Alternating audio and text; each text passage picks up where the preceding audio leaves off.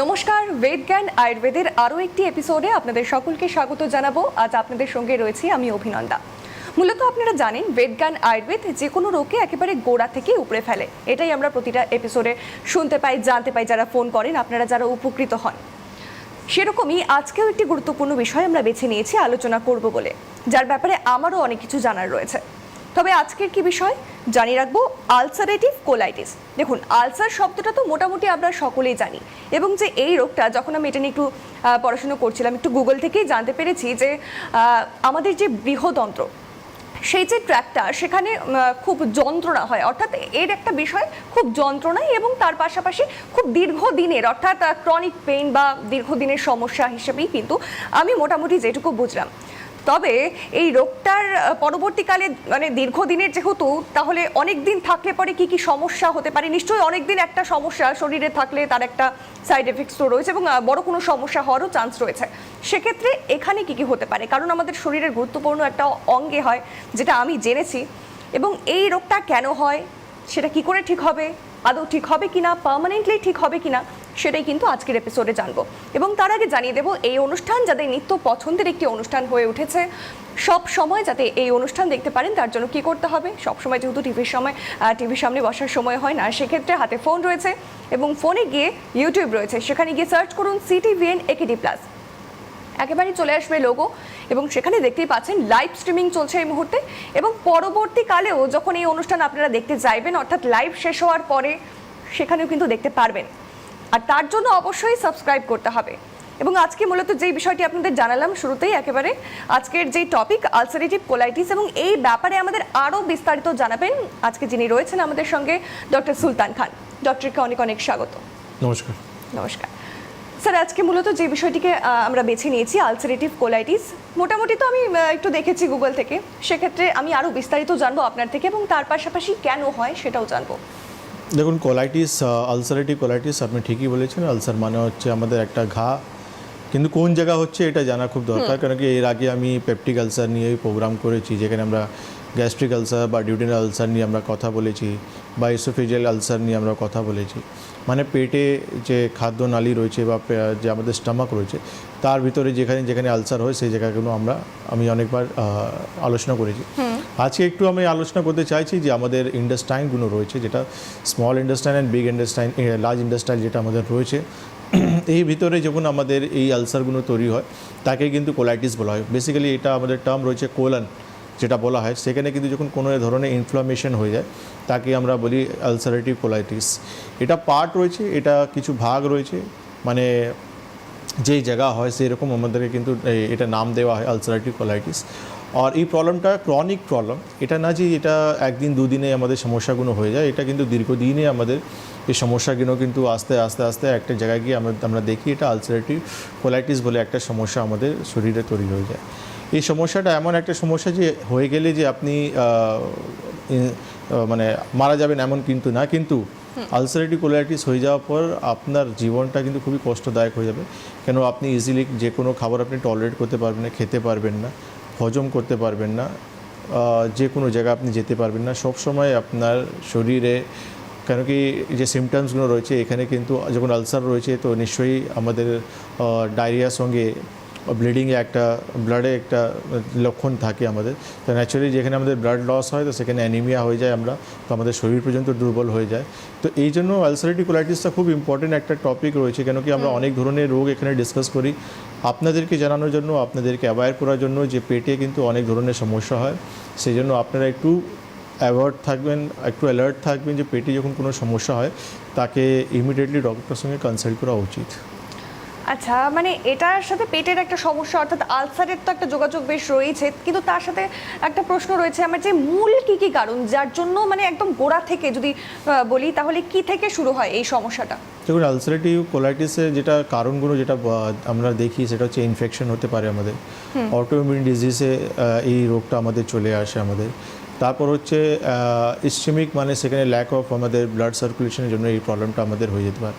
Environment আমাদের কারণ হতে পারে, যেমন আমরা যারা কলকাতায় থাকে, ওয়েস্ট বেঙ্গলে থাকে, তারা যখন মহারাষ্ট্র যাবে তাদের কিন্তু খানপান, তাদের সেই যে এনভায়রনমেন্ট তাদেরকে স্যুট করবে না, তো হতে পারে সেখান থেকে কিন্তু এই সমস্যাটা আপনার হয়ে যেতে পারে। অনেক মানুষ আছে অনেক ধরনের খাবার দাবার তাদের শরীরে স্যুট করে না, কিন্তু কোনো কারণ জন্য তাকেও খেতে হয়, তো সেখান থেকেও কিন্তু এই সমস্যাটা আলসারেটিভ কোলাইটিসটা চলে আসতে পারে। আচ্ছা, মানে তাহলে আমরা অ্যালার্ট কিভাবে থাকতে পারি? অ্যালার্ট বলতে গেলে আপনি এই যখন আপনার লাইফস্টাইলটা, এইটা আয়ুর্বেদ যেটা বলছে আমাদেরকে দিনচার্য়া ঋতুচার্যার মতন আমাদেরকে লাইফস্টাইল লিড করা উচিত। তো সেখানেই আপনি যখন সময় হিসাবে খাওয়া দাওয়া করবেন, এনভায়রনমেন্ট মতন আপনি চলবেন, তো আলটিমেটলি আপনি কিন্তু সমস্ত রোগ থেকে আপনি প্রিভেন্ট থাকবেন। কিন্তু এই রোগটা হওয়ার পিছনে কারণটা এটাই রয়েছে যে আপনার জীবনযাপন বা আপনার ইনফেকশন হয়ে যাচ্ছে, আমাদের যে গাটে যে গুড ব্যাকটেরিয়াগুলো থাকে, কোনো কারণের জন্য আমরা যখন খুব বেশি অ্যান্টিবায়োটিক ইউজ করি, সেখানে আমরা দেখি যে অনেক কিছু আমাদের গুড ব্যাকটেরিয়াগুলো মারা যায়। তো গুড ব্যাকটেরিয়া মারা গেলে তো আলটিমেটলি আমাদের যে ডাইজেশনে কিন্তু অনেক কিছু সমস্যা আসবে, সেখান থেকেও কিন্তু আমাদের এই সমস্যাগুলো আসতে হয়। তো এই জন্য ওষুধ হোক বা খানপান হোক, সমস্ত জিনিস কিন্তু আমাদের খুব জেনে বুঝে নিতে হবে। আচ্ছা, আমরা জানি যে অনেক ক্ষেত্রে জল থেকে পেটের প্রচুর সমস্যা হয়, সেক্ষেত্রে মানে জল থেকে এই প্রবলেম কিভাবে হতে পারে সেটা একটু জানবো। জল থেকে এই প্রবলেম আমাদের হয় না, এর হওয়ার পিছনে যে কারণগুলো আমি বললাম সেটাই কারণ রয়েছে। হ্যাঁ, এই রোগটাকে ট্রিগার করতে যেটা বলা হয়, ট্রিগার মানে বাড়িয়ে দেওয়া, এমন কিছু লাইফস্টাইল আমরা লিড করছি যার জন্য কিন্তু এই রোগটা আমার ট্রিগার হয়ে যেতে পারে। যার জন্য হচ্ছে স্ট্রেস, টেনশন, অ্যাংজাইটি, আপনি প্রচুর স্ট্রেস নিচ্ছেন, টেনশন নিচ্ছেন, অ্যাংজাইটি আছে আপনার শরীরে, তো ন্যাচারালি এই রোগটা কিন্তু আবার ট্রিগার হবে, বাড়বে। আচ্ছা, তাহলে যদি কারোর হয় সেক্ষেত্রে কি কি উপসর্গ বা সিমটমস যেটাকে আমরা বলি, সেক্ষেত্রে কি কি লক্ষ্য সে যদি দেখে যে হ্যাঁ এই বিষয়গুলো হচ্ছে, তাহলে বুঝতে পারবে তার মধ্যেও এই রোগের সূচনা হয়েছে বা সেও এটারই মানে এই বিষয়টাই তার হয়েছে। সিমটমসটা খুবই ক্লিয়ার আছে, আর সিমটমসটা একদমই ইগনোর করা যায় না। কেন কি ডায়রিয়া মানে আপনি দিনে 4বার 5বার করে আপনি লুজ স্টুল আপনি পাস করছেন, তার সঙ্গে কিন্তু ব্লাড আসছে বা পাস আসছে। পাস মানে পুজগুলো যেটা হয় সেটা আপনার আসছে। লোয়ার বেলিতে আপনার ক্র্যাম্পিং পেন হচ্ছে, আপনি দেখতে পাচ্ছেন। আপনার এর সঙ্গে ইনফ্লামেশন হচ্ছে আপনার স্কিনে বা জয়েন্টসে, এই ইনফ্লামেশনগুলো আপনি দেখতে পাচ্ছেন। অ্যানিমিয়া হয়, মানে রোগ, হিমোগ্লোবিন আপনি চেক করছেন, আপনার হিমোগ্লোবিন কমে যাচ্ছে বা আপনার শরীর দুর্বল লাগছে। তো এই সিমটমসগুলো কিন্তু আলটিমেটলি একটা আলসারেটিভ কোলাইটিসের সিমটমস হতে পারে। এই সিমটমস আপনি যখন দেখছেন, ইমিডিয়েটলি আপনার ডক্টরের সঙ্গে কনসাল্ট করতে হবে। যখন ডক্টরের সঙ্গে আপনি কনসাল্ট করবেন, তো লক্ষণ দেখার পর কিছু ইনভেস্টিগেশনও রয়েছে, যেখানে আমরা দেখি কোলোনোস্কোপি রয়েছে, সিগময়েডস্কোপি রয়েছে, বা এন্ডোস্কোপির মতন পরীক্ষা কিছু রয়েছে, বা ব্লাড পরীক্ষাগুলো রয়েছে, যেখানে কিন্তু আমরা জানতে পারি যে পেশেন্টের ইন্ডাস্টাইনে কী ধরনের সমস্যাগুলো হচ্ছে। কেন কি আমরা দেখি আমাদের অনেক কিছু সমস্যা ডিফারেন্সিয়াল ডায়াগনোসিস আমাদের করতে হয়, যেমন কি আইবিএস মতন রোগ বা আলসারেটিভ কোলাইটিস রয়েছে, ক্রনস ডিজিজ রয়েছে আমাদের। তো এই সমস্ত রোগের সঙ্গে আমাদের কিন্তু ডিফারেন্সিয়াল ডায়াগনোসিস করতে হবে যে এক্স্যাক্টলি কী রোগটা হয়েছে। কেন রোগ যখন পর্যন্ত ধরা যাবে না, যে কোনো ওষুধ খেলে আপনি নিজেকে সুস্থ করতে পারবেন না। আচ্ছা, যারা রোদে কাজ করে, রোদে অনেকক্ষণ ধরে কাজ করে, তাদের ক্ষেত্রে এই রোগ হওয়ার চান্স কতটা থাকে? দেখুন, কারণগুলো যেটা আমি বলেছি আপনাকে, এই কারণগুলোই কিন্তু কারণ আছে। ইনফেকশন আমি যেটা বললাম আপনাকে, ইনফেকশন একটা কারণ হতে পারে, আপনার অটোইমিউন ডিজিজ আপনার একটা কারণ হতে পারে। তো এই যে কারণগুলো আমি বললাম, তারপর বয়স একটা ফ্যাক্টর রয়েছে। এই রোগটা কিন্তু 15 থেকে 30 বছর, এই বয়সে কিন্তু এই রোগটা বেসিক্যালি দেখা যায়। আর এই রোগটা এই বয়সে যখন হয়ে যায়, তখন পেশেন্টের কিন্তু গ্রোথ অ্যান্ড ডেভেলপমেন্টটাও কিন্তু আটকে যায়। কেন গ্রোথ অ্যান্ড ডেভেলপমেন্ট তখনই হবে যখন আপনি যে খানপান করছেন সেটা আপনার শরীরে ডাইজেস্ট হবে, শরীর আপনার মানে যখন আপনি নিউট্রিশনটা শরীর পাবে, তখনই কিন্তু গ্রোথ অ্যান্ড ডেভেলপমেন্ট হবে। তো আলটিমেটলি যখন আপনি খাবার দাবার ঠিকঠাক হজম হবে না, বা আপনার শরীরটা আপনি সেই নিউট্রিশনটা পাচ্ছেন না, তো আলটিমেটলি সেই প্রবলেমটা গ্রোথ অ্যান্ড ডেভেলপমেন্ট সমস্যাটাও চলে আসতে পারে। আচ্ছা, মানে এই যে বয়সটা আপনি বললেন 15 থেকে 30 বছর, এই বয়সটাতেই কেন, মানে এই সময় বা এই বয়সে যারা রয়েছে তারা খাওয়া দাওয়াটা ঠিকঠাক করে না বা বাইরের খাবার বেশি খায়, অনিয়ম করে চলে, সেই জন্যই কি? Right, exactly. এই সমস্যা এই বয়সে তো বেসিক্যালি এই জন্যই দেখা যায়। আর জেনেটিক কজও রয়েছে, যাদের কিন্তু ফ্যামিলিতে এই প্রবলেমটা রান করে, তার কিন্তু নেক্সট জেনারেশনে হওয়ার একটা চান্স থাকে। একদমই, আমি এটাই জানতে চাইছিলাম এরপরে। যাই হোক, এই যে রোগের তীব্রতা অনুযায়ী কি সিমটমসগুলো চেঞ্জ হতে থাকে, মানে স্টার্টিংয়ে একরকম বা যখন অনেকদিন হয়ে গেছে চলছে সেক্ষেত্রে আলাদা রকম কিছু? হ্যাঁ, ন্যাচুরালি যখন আপনার রোগটা অ্যাডভান্স হবে, রোগটা যখন কমপ্লিকেটেড হবে, তো আপনার আস্তে আস্তে কমপ্লিকেশনের অনুযায়ী কিন্তু আপনার রোগের সিমটমসগুলোও কিন্তু চেঞ্জ হবে। কেন আমরা আইবিডি পেশেন্টদের, আলসারেটিভ কোলাইটিস পেশেন্টদেরকে যেটা আমরা দেখি, আস্তে আস্তে অ্যানিমিক হয়ে যাচ্ছে পেশেন্ট, আস্তে আস্তে পেশেন্ট অস্টোপোরোসিস পর্যন্ত ডেভেলপ করে যাচ্ছে পেশেন্টের।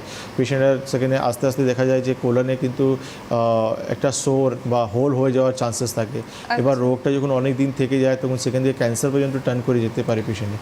তো কমপ্লিকেশন যখন বাড়বে তো আলটিমেটলি সিমটমসগুলোও কিন্তু আপনার বাড়তে পারে। আচ্ছা, মানে এটা যদি চলতেই থাকে তাহলে অনেক সিরিয়াস হতে পারে একটা সময়, কি আমি আরো অনেক কিছু রাইট সিরিয়াস হবে আর সিমটমসগুলো অ্যাড অন হতে থাকবে। আচ্ছা আচ্ছা, আরো অনেক কিছু জানবো, অনেক প্রশ্ন রয়েছে, তার আগে একটা ফোন রয়েছে। হ্যালো, নমস্কার, কে বলছেন, কোথা থেকে বলছেন? হ্যাঁ, আমি বেলগুড়িয়া থেকে সমীর বাবু বলছিলাম। আচ্ছা, বলুন আপনার এজটা বলুন। হ্যাঁ, আমার এইজটা হচ্ছে 35 ইয়ার্স, কত? 35 বছর। আচ্ছা, কি সমস্যা? আমার সমস্যা হচ্ছে ম্যাম, আমার স্কুল পাস করতে অসুবিধা হয়। এবং কথাগুলো বোঝা যাচ্ছে না, আবার বলুন। এটা হচ্ছে, এবং আমার আর কি ওই মানে স্কুল করতে বসলে বা ইউরিন করতে বসলে মাঝে মাঝে গ্যাস রিলিজ হয় অ্যানাল সিস্টেম দিয়ে। তো এটার সাথে কিছু ব্লাডও আসে। তো এটাই আমি স্যারের কাছে জানতে চাইছি যে এই রিজনটা কি, বা এই যে গ্যাস পাসটা হয় বা ওর সাথে ব্লাড আসে ইউরিন করতে বসলে। আপনি একটু স্টার্টিং থেকে আবার বলুন কি সমস্যা একটু বলছেন। শুরু থেকে বলুন, কথাগুলো স্পষ্ট আসছে না। আপনি যদি টিভির সামনে থেকে থাকুন বা মুখের থেকে স্পিকারটা একটু দূরে রেখে কথা বলুন। বলছি, অনেক সময় ইউরিন পাস করতে বসলে গ্যাস পাস হলে অনেক সময় ওর সাথে আমার ব্লাড বেরিয়ে আসে ইউরিন করতে বসলে। শোনা যাচ্ছে স্যার? হ্যাঁ হ্যাঁ হ্যাঁ, বলুন। তো তারপরে আমার স্টুলের সময় অনেক সময় শক্ত স্টুল হলে সমস্যা হয়। আর মেন প্রবলেমটা হলো আমার ইউরিন করলে আপনার গ্যাস পাস হলে ওর সাথে ব্লাড বেরিয়ে আসছে এবং বেশি পরিমাণে হচ্ছে। আমি জানি না যে এটা কোনো কিসের কারণ হতে পারে, কিন্তু স্যার যদি একটু ভেঙে বলেন তাহলে আমি বুঝতে পারবো। বাট এই গ্যাস পাসটা হলেই আমার হচ্ছে, মানে ইউরিন করতে বসার সময় আর পটি করতে বসার সময়। কতদিন থেকে হচ্ছে প্রবলেমটা আপনার? হ্যালো, কতদিন থেকে হচ্ছে প্রবলেমটা আপনার? এইটা হচ্ছে প্রবলেমটা আমার হচ্ছে আনুমানিক ধরুন না মাসখানেকের উপর হয়ে গেছে স্যার। আচ্ছা, কোনো আপনি ফিজিশিয়ান দেখিয়েছেন, কোনো ডক্টর দেখিয়েছেন আপনি? হ্যাঁ, আপনি কোনো ডক্টর দেখিয়েছেন? না, ডক্টর দেখায়নি। আমার ভয় লাগছে যে এটা কোনো অন্য কিছু যদি বলে উনি, তো এটা একটু আমার ভয় লাগছে। স্যার যদি বলে দেন যে এই যে গ্যাস যে রিলিজ হচ্ছে এর সাথে যে ব্লাডটা আছে এটা কি কারণে হতে পারে এবং কোনো। ঠিক আছে, আপনি টিভি স্ক্রিনে থাকুন, আপনি টিভি স্ক্রিনে থাকুন। আপনি যে বেশ। প্রবলেমটা বলছেন ওই প্রবলেমটা এইভাবে কিন্তু বলা সম্ভব নয়। কেন আপনাকে আমাদেরকে চেক আপ করতে হবে, আমাদেরকে ক্লিনিক্যালি দেখতে হবে যে আপনার রেকটাম থেকে রক্ত কেন আসছে। আপনি ইউরিন করতে যাচ্ছেন, আপনি বলছেন গ্যাস পাস করলে আপনার রক্ত চলে আসছে, তো কারণ তো রয়েছে। একবার ক্লিনিক্যালি না দেখলে আমরা কীভাবে বুঝবো। সেকেন্ড হচ্ছে, ক্লিনিক্যালি আমরা যখন ফান্ড পাবো না আমরা, তারপর কিছু ইনভেস্টিগেশন আছে সেটাও তো আমরা করব। এইভাবে আপনি 1 মাস থেকে কষ্ট পাচ্ছেন, আপনি বাড়িতে বসে আছেন, এটা কিন্তু আপনি ঠিক করছেন না। রক্ত যাচ্ছে শরীর থেকে রক্ত যাচ্ছে, ইট মিনস আপনার শরীরে যে হিমোগ্লোবিন রয়েছে, যে রক্ত রয়েছে, সেখান থেকে কিন্তু রক্ত যাচ্ছে, সেখানে কিন্তু রক্ত আপনার পরিমাণ কমছে। একবার আপনি ইমিডিয়েটলি যোগাযোগ করার চেষ্টা করুন। আমাদের এখানে আসতে পারছেন না, লোকাল ডক্টরকে দেখিয়ে আগে একটু ডায়াগনোসিস বা কারণটা খোঁজার চেষ্টা করুন যে কী কারণের জন্য এই প্রবলেমটা হচ্ছে। ছোটো সমস্যা থাকলে কিছুদিনে মেডিকেশনে আপনি সলভ হয়ে যাবে, বড় সমস্যা থাকলে তাহলে আপনাকে একটু ট্রিটমেন্টটা চালিয়ে যেতে হবে। একদমই, বেশ ধন্যবাদ ফোন করার জন্য। এবং দেখতেই পাচ্ছেন একদম এখানে নাম্বার রয়েছে, একদম আমার হাতের নিচে ইয়েলো বক্সে দুটো নাম্বার যাচ্ছে এবং সেই দুটো নাম্বারে ফোন করুন। যে কোনো একটাতে করলে আশা করি পাওয়া যাবে, একটাতে না হলে আরেকটাতে করুন এবং সমস্ত সমস্যা যা রয়েছে বলুন, অবশ্যই তারা সাহায্য করবে। এবারে আমি আসবো আলোচনায়, একটু ট্রিটমেন্টের ব্যাপারে জানবো। তার আগে অবশ্যই একটা প্রশ্ন আমি রাখবো যে এই রোগ হলে আমরা কেন আয়ুর্বেদ ট্রিটমেন্টই করাবো? দেখুন, এই যে আয়ুর্বেদ ট্রিটমেন্ট এই জন্য দরকার আছে কেন, আয়ুর্বেদ যেটা রুট কজ থেকে ট্রিটমেন্ট, সেখানে আপনি কিন্তু পার্মানেন্ট নিজেকে সলভ করতে পারেন। আর আপনি যখন টেম্পোরারি ট্রিটমেন্ট সিমটোম্যাটিক ট্রিটমেন্ট আপনি যাবেন, তাহলে সারা জীবন এই প্রবলেমটা আপনার থেকে যাবে। সবথেকে বড় জিনিস হচ্ছে আলসারেটিভ কোলাইটিস কিন্তু ছোটোখাটো সমস্যা নয়। আলসারেটিভ কোলাইটিস এমন একটা সমস্যা যেখানে আপনার ইন্টেস্টাইনে কিন্তু একটা ঘা হয়ে যাচ্ছে, ইনফ্লামেশন হয়ে যাচ্ছে। তো আলটিমেটলি এখান থেকে পুরোপুরি বেরিয়ে আসার জন্য কিন্তু আপনাকে আয়ুর্বেদিক কিন্তু সাহায্য করবে। যেমন আমরা অনেকবার আমি বলেছি পেপটিক আলসারে আমাদের এইরকম ট্রিটমেন্টে আমরা বলেছি, যেখানে কেন কি কিছু অ্যান্টিবায়োটিক আপনি ইউজ করবেন, তারপর আপনার কিন্তু সেম রিপিটেড বারবার আপনাকে ওইটাই ট্রিটমেন্টে যেতে হবে। কিন্তু আয়ুর্বেদে এমন না, আয়ুর্বেদে হচ্ছে রুট কজ থেকে ট্রিটমেন্ট, যেখানে কিন্তু পার্মানেন্টলি আপনি এই প্রবলেমটাকে সলভ করে নিতে পারেন। যেমন নিদান পরিবর্জন, পঞ্চকর্ম থেরাপি অ্যান্ড মেডিকেশন। কেন পঞ্চকর্ম থেরাপিও এখানে কিন্তু খুব সুন্দরভাবে কাজ করে। কারণ এই রোগটা হচ্ছে ক্রনিক, তো যেখানে ক্রনিক রোগ আসবে সেখানে কিন্তু পঞ্চকর্মা অবশ্যই দিতে হবে। আচ্ছা, মানে সেটা একদম যদি কেউ শুরুতেই আসে তাহলে সেক্ষেত্রে কি ট্রিটমেন্ট রয়েছে? আর পঞ্চকর্মা থেরাপি যেটা আপনি বলেন সেটা কি মানে একটু সিরিয়াস অবস্থা নাকি স্টার্টিংয়ে ওটা দেওয়া যেতে পারে? দেখুন, পঞ্চকর্মা এমন কিছু নেই, পঞ্চকর্মা আপনি যে কোনো স্টেজে দিতে পারেন পেশেন্টকে, কিন্তু যারা খুব সিভিয়ার কন্ডিশনে থাকে বা যারা কমপ্লিকেটেড স্টেজে থাকে তাদেরকে আমরা প্রিফার করি যে তাদেরকে করা উচিত।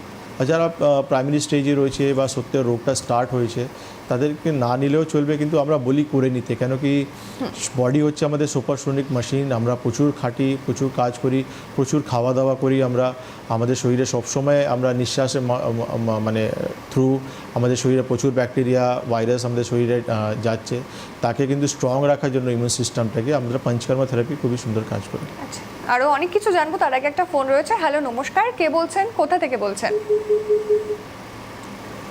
আমার মনে হয় ফোনটা কেটে গেছে। আপনি আবারও ফোন করার চেষ্টা করুন, অবশ্যই ডক্টর রয়েছেন, সমস্ত উত্তর দেবেন, যা যা সমস্যা রয়েছে সবটাই শুনবেন। এবারে আরেকটা প্রশ্ন রয়েছে যে এই যে আয়ুর্বেদ ট্রিটমেন্ট, এখানে বেদজ্ঞান আয়ুর্বেদ কি একদম মানে পুরোপুরিভাবে নির্মূল করে দিতে পারবে? যেমন অন্যান্য মডার্ন ট্রিটমেন্টে আমরা দেখছি সাময়িকভাবে একটা রিলিফ দেওয়া হয়, সেক্ষেত্রে আয়ুর্বেদে কি একেবারে নির্মূল হয়ে যাবে ধীরে ধীরে, বা কতটা সময় লাগতে পারে একটু জানবো। দেখুন, আয়ুর্বেদে সবসময় যে কোনো রোগকে নিয়ে, আয়ুর্বেদ সবসময় রোগটাকে নিয়ে আলোচনা করে, রোগকে নিয়ে কিন্তু কথা বলে বা রোগকে কীভাবে ঠিক করা যায় এটাই কিন্তু সবসময় চেষ্টা করে। তো ন্যাচারালি যখন আমরা রোগ নিয়ে আমরা যখন কথা বলছি বা রোগকে নিয়ে আমরা ডিসকাস করছি যে কীভাবে একে ঠিক করা যাবে, তো আমাদের টার্গেট এটাই আছে যে রোগকে পুরোপুরি নির্মূল করব, না কি আমরা সিমটমসকে নিয়ে তাকে কিন্তু পেশেন্টকে ট্রিটমেন্টটা কন্টিনিউ চালিয়ে যাব। আমরা সবসময় যখন রোগ নিয়ে চিন্তা করি তাহলে রোগটাকে পুরোপুরি ঠিক করার জন্য আমরা চেষ্টা করি। আজকেও আমরা দেখলাম একটা অস্টিওপোরোসিস পেশেন্ট আমাকে এটাই প্রশ্ন করলো যে ডক্টরবাবু আমার কি অস্টিওপোরোসিস ঠিক হবে? আমি বললাম দেখুন, আপনার অস্টিওপোরোসিস ঠিক হবে সেই পরিমাণটা আমি আপনাকে রিপোর্ট করে দেখাবো। আপনি যখন ডেক্সা স্ক্যান করে নিয়ে আসবেন, বিএমডি রিপোর্ট করবেন, সেখানে কিন্তু পরিষ্কার লেখা থাকবে যে আপনার অস্টিওপোরোসিস পুরোপুরি ঠিক হয়ে গেছে। তো আয়ুর্বেদ কিন্তু কোনো দিন ছোটো রোগ হোক বড় রোগ হোক সবসময় কিন্তু রোগের ট্রিটমেন্টই করে। সেখানে কিন্তু কিছু পেশেন্ট 3 মাসের রেজাল্ট পেয়ে যাচ্ছে, কিছু পেশেন্ট 6 মাসের রেজাল্ট পাচ্ছে, কিছু পেশেন্ট 10 মাস গিয়ে রেজাল্ট পাচ্ছে, ডিপেন্ড করছে তার সিভিয়ারিটির উপর। আমরা কোনো দিন বলি না যে পেশেন্ট আমরা সিমটোম্যাটিক ট্রিটমেন্ট করে তাকে কিছুটা রিলিফ দিয়ে তাকে সারা জীবন ট্রিটমেন্টটা চালিয়ে যাব। আচ্ছা, আমরা রোগের ব্যাপারে তো শুনলাম, আরও জানবো, কিন্তু তার আগে যে রোগটা হয়েছে সেটা নির্ধারণ করার পদ্ধতি কি কি রয়েছে, মানে কি কি টেস্ট রয়েছে যার দ্বারা বোঝা যেতে পারে এই সমস্যা হচ্ছে? দেখুন, আলসারেটিভ কোলাইটিসের জন্য আমি একটু আগে যেটা বললাম, সিগমাস্কোপি রয়েছে আমাদের, তারপর কোলোনোস্কোপি রয়েছে আমাদের, তারপর যে এন্ডোস্কোপি রয়েছে, তারপর এমআরআই রিপোর্ট রয়েছে, সিটি স্ক্যান আছে, ব্লাড পরীক্ষা রয়েছে, স্টুল স্যাম্পল রয়েছে, যেটা করার পর আমরা কনফার্ম হতে পারি যে পেশেন্টের পেটে বা ইন্টেস্টাইনে কী ধরনের সমস্যাটাও রয়েছে। আচ্ছা, অনেকেই রয়েছে হয়তো যাদের এই সমস্ত সিমটমসগুলো হচ্ছে, সেক্ষেত্রে মানে কতটা দিন এই সমস্যা থাকলে গিয়ে একটা সিরিয়াস, যেটা আপনি বললেন ক্যান্সার, সেই ভয়াবহ রোগের আকার নিতে পারে? মোটামুটি যদি গায়ে কেউ না লাগায়, মানে সেরকম গুরুত্ব না দেয়, সেক্ষেত্রে সেটা একটু জানবো। দেখুন, এটা কিন্তু বলা যাবে না যে কারো একদিনে সিভিয়ারিটি বাড়ছে, কারো দুদিনে সিভিয়ারিটি বাড়ছে, কিন্তু প্রবলেম হচ্ছে যাদের আলসারেটিভ কোলাইটিস হয় না তাদের কিন্তু সিভিয়ারিটি বা এমার্জেন্সি ফেজ চলে আসতে পারে। কেন কি আপনি ডায়রিয়া কন্টিনিউয়াসলি আপনার শরীর থেকে একটা লুজ স্টুল আপনি পাস করছেন, তার সঙ্গে আপনার স্টুলে ব্লাড যাচ্ছে, ইট মিনস আপনি কিন্তু যে কোনো সময় আপনার শরীরটা কিন্তু এমার্জেন্সি ফেজে হতে পারে। কেন আপনার শরীর থেকে প্রচুর জল বেরিয়ে যাচ্ছে, সঙ্গে রক্ত বেরিয়ে যাচ্ছে, তো আপনি ডিহাইড্রেট হয়ে যাচ্ছেন, আপনার শরীরে জলের অভাব হয়ে যাচ্ছে, আপনার রক্ত কমে যাচ্ছে, হিমোগ্লোবিন কমে যাচ্ছে, তো যে কোনো সময় ইমিডিয়েটলি আপনাকে কিন্তু হসপিটালে ভর্তি করতে হবে, আপনাকে জল মানে আইভি ড্রিপ বা রক্ত আপনাকে ইমিডিয়েটলি দিতে হবে। তো এই সিচুয়েশন থেকে বাঁচার জন্য কিন্তু ডে 1 থেকে কিন্তু আপনাকে অ্যালার্ট থাকতে হবে, সিমটম দেখলেই আপনাকে কিন্তু ট্রিটমেন্টটা স্টার্ট করে নিতে হবে। আচ্ছা, এটা হলে কি পেটে ব্যথা হওয়ার একটা সম্ভাবনা থাকে? মানে পেটে ব্যথা, বেলি লোয়ার অ্যাবডোমেনে পেন থাকে, ক্র্যাম্পিং পেন থাকে পেশেন্টের সবসময়। পেশেন্ট সবসময় একটা মানে স্টুলে একটা টেন্ডেন্সি থাকবে যে মনে হবে যে আমার স্টুল পেয়েছে, সে দৌড়িয়ে দৌড়িয়ে বাথরুমে যাবে, সে চেষ্টা করবে, প্রেশার দেবে, কিন্তু হবে না। আচ্ছা, এটা কিন্তু আলসারেটিভ কোলাইটিসে এইও একটা সিমটমস রয়েছে। আচ্ছা, সেক্ষেত্রে পেটে ব্যথা তো আমাদের মাঝে মাঝে গ্যাসের প্রবলেমের জন্য হয়, সেক্ষেত্রে পেটে ব্যথার মধ্যে মানে কতটা তীব্রতা বা কতটা সময় ধরে হচ্ছে, কতটা ঘন ঘন হচ্ছে, যার দরুন যার হচ্ছে সে বুঝতে পারবে যে না এবারে এটাকে সিরিয়াসভাবে নেওয়া উচিত?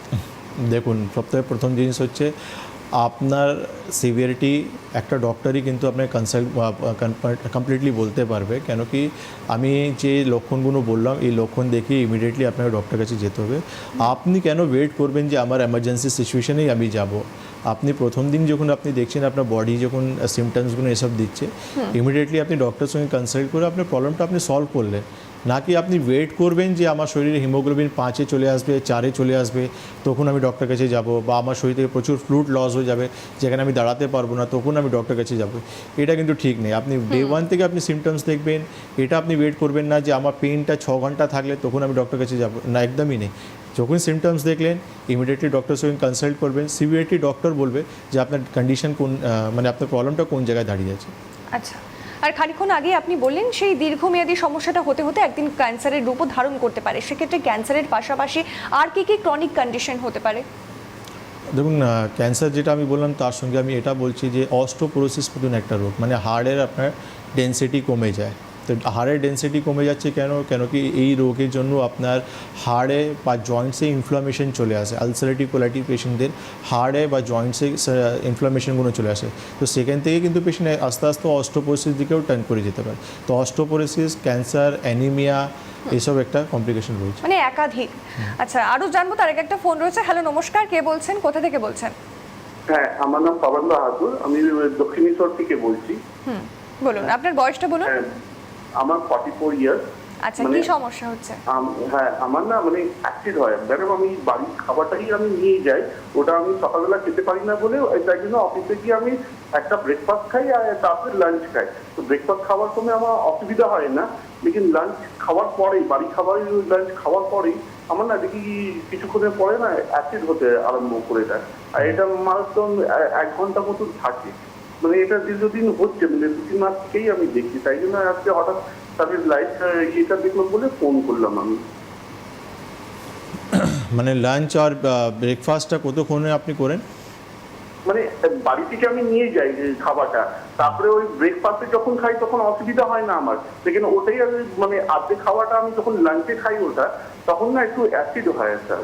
লেকিন ওটা বাড়ি খাবার, সম্পূর্ণ বাড়ি খাবার। না, ঠিক আছে, আপনি লাঞ্চের খাবার মানে ব্রেকফাস্টটা আপনি লাঞ্চের সময় খাচ্ছেন?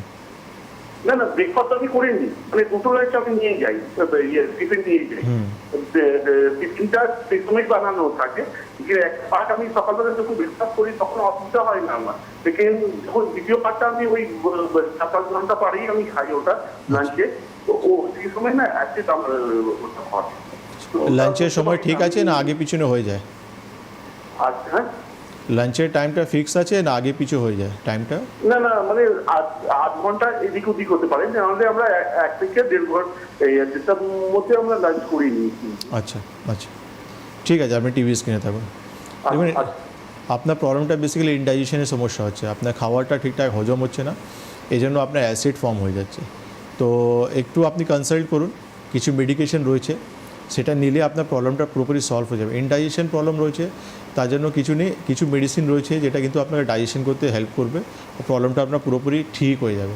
আপনি এটা ফেলে রাখবেন না, ফেলে রাখলে আলটিমেটলি আস্তে আস্তে এটা কিন্তু অন্যদিকে টার্ন করবে। কেন আপনি অ্যাসিড যখন বারবার বলছেন খাওয়ার পর হয়ে যাচ্ছে, তখন কিন্তু আপনার দেখা যাবে যে জিআরডি প্রবলেম বা অন্য কোনো একটা রোগ আপনার কিন্তু আস্তে আস্তে শরীরে চলে আসবে। তো সময়টা মানে রোগটা জাস্ট হয়েছে, সিমটমটা আপনি দেখতে পাচ্ছেন, ইমিডিয়েটলি কনসাল্ট করুন। একদমই, বেশ, অসংখ্য ধন্যবাদ ফোন করার জন্য। এবং দেখতেই পাচ্ছেন আমার হাতের একদম নিচে রয়েছে হেল্পলাইন নাম্বার, ইয়েলো বক্সে যাচ্ছে, এবং এই নাম্বার দুটিতে ফোন করুন, যোগাযোগ করুন, এবং তারাই আপনাকে সঠিক সমাধান দিতে পারবে এই সমস্যা। আরেকটা প্রশ্ন রয়েছে, কোনো মানুষের যদি হিমোগ্লোবিন কম হয় বা কম থাকে, সেক্ষেত্রে আয়ুর্বেদ কিভাবে, মানে কি কি খাবারের মাধ্যমে তার হিমোগ্লোবিন বাড়াতে পারবে? তো হিমোগ্লোবিন বাড়ানোর জন্য তো অনেক কিছু খাবার আছে, এমনি খাবার আছে যেটা কিন্তু আপনাকে এক্সটার্নালি কোনো আপনাকে ব্লাড ট্রান্সফিউশন করা দরকার পড়ে না, যেটা আমরা দেখি যাদের 7, 8, 6 পর্যন্ত থাকে তাদেরকে আমরা বলি খাওয়া দাওয়া ঠিকঠাক করলে তাদের হিমোগ্লোবিন কিন্তু বেড়ে যেতে পারে। তো এমন অনেক কিছু খাবার আছে। সবথেকে বেস্ট খাবার যেটা আমি দেখি যে আখের গুড় যেটা রয়েছে, আখের গুড়ে আয়রন প্রচুর থাকে। তো সকালবেলা আর্লি মর্নিংয়ে যারাই কিন্তু ব্রাশ করে খালি পেটে আখের গুড় খেতে পারে, তাদের হিমোগ্লোবিন খুব তাড়াতাড়ি বেড়ে যায়। তার সঙ্গে কিন্তু হিমোগ্লোবিন বাড়ানোর জন্য অনেক কিছু রয়েছে, পোমেগ্রানাইট যেটা আমি পুরা বেদানা বলা হয়, সেটা খেলেও কিন্তু হিমোগ্লোবিন ইমপ্রুভ হতে পারে। তো এরকম অনেক ফেয়ার লিস্ট রয়েছে, খেলে কিন্তু আপনার হিমোগ্লোবিন বেড়ে যাবে। আচ্ছা, তাহলে এই রোগের ক্ষেত্রে কি কি খাবার যেগুলো আমাদের খাওয়া উচিত না বা একদমই খাওয়া যাবে না? দেখুন, সবথেকে প্রথম জিনিস যেটা, কিছু লোক রয়েছে যেটা কিন্তু এই রোগে দেখা যায় তার কিন্তু কিছু খাবার থেকে অ্যালার্জি রয়েছে। তো মেন টু মেন ভ্যারি করছে যাদের কিন্তু কী কী খাবার থেকে অ্যালার্জি রয়েছে, তো সেই অনুযায়ী তাকে কিন্তু মানে সেই খাবারটা কিন্তু অ্যাভয়েড করতে হবে।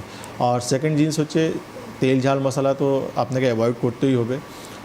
তারপর হচ্ছে হাই প্রোটিন আপনাকে অ্যাভয়েড করতে হবে। মিল্ক প্রোডাক্ট আগে আপনি সহ্য করতে পারছেন সে ঠিক আছে, না সহ্য করতে পারেন তাহলে সেটাও আপনাকে অ্যাভয়েড করতে হবে। অ্যান্ড সবথেকে বড়ো জিনিস হচ্ছে আপনাকে স্ট্রেস, টেনশন, অ্যাংজাইটিটা কমাতে হবে। কেন স্ট্রেস, টেনশন, অ্যাংজাইটি আপনার রোগটাকে ট্রিগার করে বারবার বাড়িয়ে দেয়। তো এই জন্য স্ট্রেস, টেনশন, অ্যাংজাইটির উপর যত সুন্দরভাবে আপনি কাজ করুন বা কন্ট্রোল করতে পারবেন, আপনার রোগটা তত তাড়াতাড়ি কিন্তু কন্ট্রোল হয়ে যাবে। আচ্ছা, আরেকটা বিষয় আমার মাথায় এলো, আপনি শুরুর দিকে বলছিলেন যখন কিভাবে রোগটা হয় বা হতে পারে, যে পারিবারিক যদি কোনো ইতিহাস থাকে সেক্ষেত্রে মানে জেনেটিক্যালি আপনি বলছিলেন, মানে এটা কিভাবে তাহলে যদি আমার বংশের কারোর হয়ে থাকে পরবর্তীকালে আমারও হবে, যদি আমি সমস্ত নিয়ম কানুন মেনে চলি তাহলেও কি? না, আপনি নিয়ম কানুন মেনে চলবেন, আপনার রোগ হবে কেন? আপনি নিয়ম কানুন মেনে চলবেন, আপনার রোগ হবে না। আপনি নিয়ম কানুন যখন মানবেন না তখনই কিন্তু রোগ হবে। ম্যাক্সিমাম কেসেসে তো এটাই হচ্ছে যে আপনি জানেন না, আপনি এডুকেটেড নেই, এই জন্য আপনি নেক্সট জেনারেশনকে আপনি এডুকেট করতে পারছেন না, বা আপনার রোগ আপনি ঠিকঠাক জানেন না, এই জন্য সামনে আপনার নেক্সট জেনারেশনে সেই রোগটা চলে যাচ্ছে। তো আপনি যখন নিজের রোগটা জানতে পারবেন, নিজের রোগের ব্যাপারে আপনি যখন পুরোপুরি এডুকেট হবেন, তাহলে আপনি নেক্সট জেনারেশনকেও সেই ভুলটা করতে দেবেন না, সেই মিস্টেকটা করতে দেবেন না, আপনার প্রবলেমটা ঠিকঠাক থাকবে। বেশ, আরও জানবো তার আগে একটা ফোন রয়েছে। হ্যালো, নমস্কার, কে বলছেন, কোথা থেকে বলছেন? রানাঘাট থেকে বলছি। একটু জোরে বলুন, শোনা যাচ্ছে না আপনার কথা। বলছি রানাঘাট থেকে বলছি আমি। আচ্ছা বলুন, আপনার নাম আর বয়সটা বলুন। রেখা ঘোষ। আচ্ছা বলুন, কি সমস্যা, কি জানতে ও, ফোন আমার করেছেন? নাম রেখা ঘোষ, 51 বছর বয়স। আচ্ছা বলুন। বলছি আমার না গ্যাসের একটু সমস্যা আছে, যেটা আমার অনেক বছর ধরে হচ্ছে, যে পেটের ডান দিকটা না ফুলে ওঠে। হ্যাঁ, মানে ফুলে ওঠে, আবার কিছুদিন পরে দেখা যায় সেটা মিলিয়ে যায়। হ্যাঁ, তারপরে আমি আলট্রাসোনোগ্রাফি করলাম, করে আমি এমনি ডাক্তার দেখানোর পরে বললো অ্যাপেন্ডিক্স হয়েছে। হ্যাঁ, তারপর আমি আলট্রাসোনোগ্রাফি করে দেখলাম যে আমার কিছুই হয়নি, এটা গ্যাসের থেকে হচ্ছে। হ্যাঁ, 2 বছর ওষুধ খেয়েছি, গ্যাসের ট্যাবলেট এইসব খেয়ে একটু কমলো, কিন্তু এখন কদিন ধরে দেখছি আবার ডান পাশটা না সেরকম ফুলে ওঠে, মাঝে মাঝে ফুলে ওঠে, আবার মিলিয়ে যায়। আপনি ইউএসজি রিপোর্ট করেছেন, সোনোগ্রাফি করেছেন? সোনোগ্রাফি করেছেন আপনি? সে করেছি 2 বছর আগে করেছিলাম, কিন্তু আচ্ছা। এখন প্রবলেমটা এখনো রয়ে গেছে? 2 বছর আগে করেছিলাম, তাতে দেখা যাচ্ছে গ্যাসের সমস্যা, কিন্তু ঠিক আছে, আপনি টিভি স্ক্রিনে থাকুন। দেখুন, আপনি ফুলে যাচ্ছে বলছেন, ফুলে যাওয়াটা তো ঠিক নয়। ফুলে যাচ্ছে তার মানে হচ্ছে সেখানে হার্নিয়ার সমস্যা আপনার হতে পারে। তো আপনাকে কিছু অন্য ইনভেস্টিগেশনে আসতে হবে, আপনাকে অন্য রিপোর্টগুলো করতে হবে। আপনি 2 বছর আগে করেছিলেন, এখন আপনি একটা সিটি স্ক্যান করুন, ঠিক আছে? সিটি স্ক্যান করুন, আপনি রানাঘাট থেকে বলছেন। আপনি দেখুন কোন চেম্বার আপনার বাড়ির পাশে পড়ছে, সেখানে এসে যোগাযোগ করুন একবার। একদমই অসংখ্য ধন্যবাদ ফোন করার জন্য। এবং দেখতেই পাচ্ছেন হেল্পলাইন নাম্বার রয়েছে একদম আমার হাতের নিচে, আমি আবারও বলবো হেল্পলাইন নাম্বারে ফোন করুন, এবং এতক্ষণ ধরে সেই নাম্বার যাচ্ছিল স্ক্রলিংয়ে, সেখানে ফোন করে কিন্তু নিজের সমস্যা জানাতে পারবেন এবং অবশ্যই সমাধান পাবেন। একদম মোটামুটি আজকে এই যে রোগটা নিয়ে, যেটা নিয়ে আমরা আলোচনা করলাম, কতটা সচেতন হওয়া আমাদের প্রয়োজন সেটা কিন্তু বুঝলাম, এবং কি কি খাবার খাওয়া যাবে না, কি কি খাওয়া যাবে। আশা করি আপনারাও বুঝতে পেরেছেন যে কি কি সিমটমস হলে তৎক্ষণাৎ চিকিৎসকের কাছে যাওয়া উচিত। মোটামুটি সময় আজকে একেবারেই শেষ, তাই একদম শেষ লগ্নে দাঁড়িয়ে এখানেই অনুষ্ঠান শেষ করতে হচ্ছে, এবং আশা করব পরবর্তীতে আপনারা সঙ্গে থাকবেন। অসংখ্য ধন্যবাদ এতক্ষণ সঙ্গে থাকার জন্য, এবং ধন্যবাদ ডক্টরকেও।